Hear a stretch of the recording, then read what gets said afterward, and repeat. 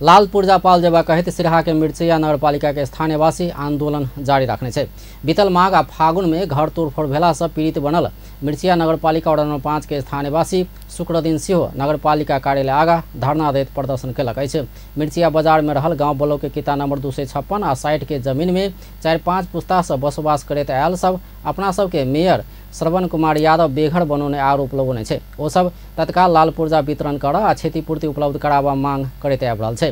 4 वर्ष पहिने बाजार क्षेत्र के नाप जांच नापी कार्यालय कैलो पर नगरपालिका लाल पूर्जा वितरण में रोक लगला बाद स्थानीय आक्रोशित बनल छे। पीड़ित के समस्या समाधान प्रति नगर प्रमुख यादव चाँख नहीं देखाउने स्थानीय नेता तथा आंदोलन के अगुवा सब आरोप लगबैत आयल छे।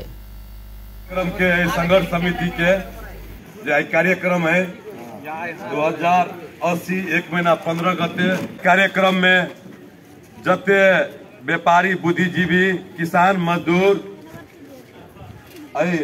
समाज सब जे भी में समावेश छे जे भी शामिल भेलिए उनका सबके सर्वदलीय सब पक्षीय संघर्ष समिति के तरफ से आ व्यक्तिगत हमारा तरफ से धन्यवाद। आई हमरा सबके निर्धारित कार्यक्रम है।